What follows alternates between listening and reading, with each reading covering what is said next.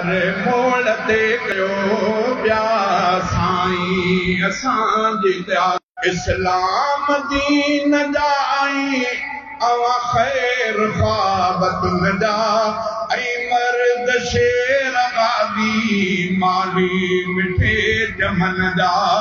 मालिक मालिक रखी अमा में आहे वॾी शुजात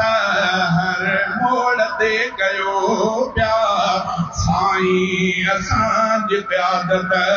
मौला करे अमांजी कायद मिठा हिफाज़त हर मोड़ ते कयो प्यार साईं असांजी क़यादत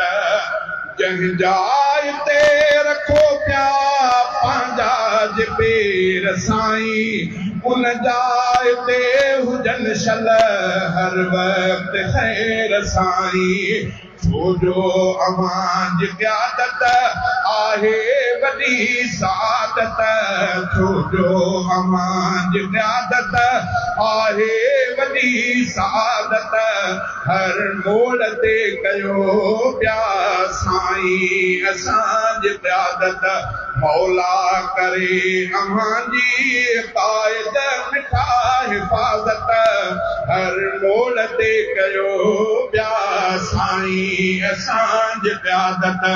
हिन क़ौम खे सुजागी साईं सदा ॾियो था हर वक्त शींहं वांगे बेखौफ थी गजो था घुर्जे पई अमांजी हिन क़ौम खे इमामत घुर्जे पई अमांजी हिन क़ौम खे इमामत हर मोड़ ते कयो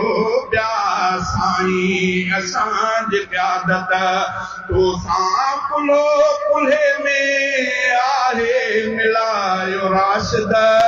तोसां पुलो पुल्हे में आहे मिलायो राशिद तोसां पुलो पुल्हे में आहे मिलायो राशिद हिन सिंध मंझि धाको आहे जमायो राशिद राशिद मिठी जी क़यादत भी आहे हिक करामत राशिद मिठी जी क़यादत भी आहे हिक करामत हर मोड़ ते कयो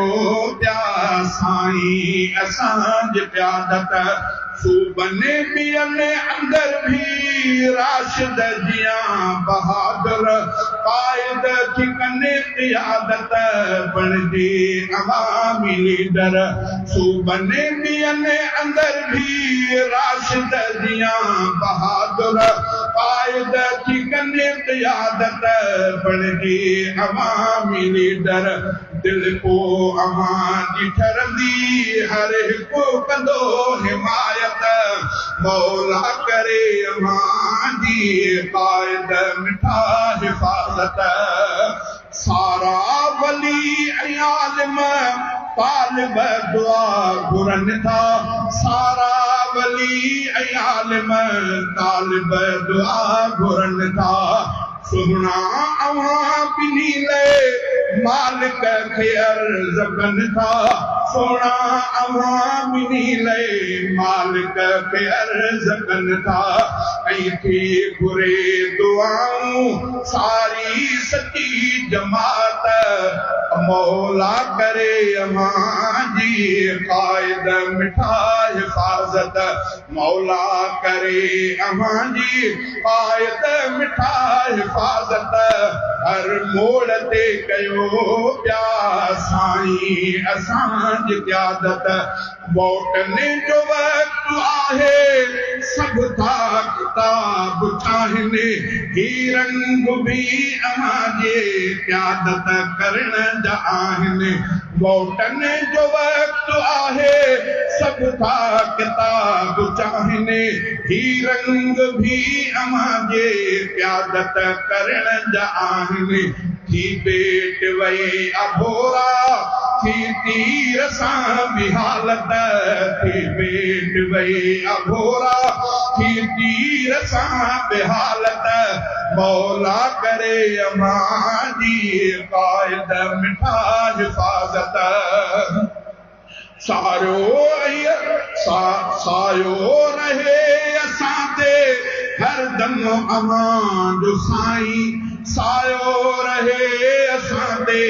हरदम अमां जो साईं सायो रहे असां ते हरदम अमां जो साईं शहज़ादो आहे घुरंदो अहिड़ी दुआ सदाईं प्यारो अमां जी क़यादत रब जी का इनायत प्यारो अमां जी क़यादत रब जी का इनायत हर मोड़ ते कयो पिया साईं असां जी क़यादत मौला करे अमां जी क़ाइद मिठा हिफ़ाज़त हर मोड़ ते कयो पिया साईं असां जी क़यादत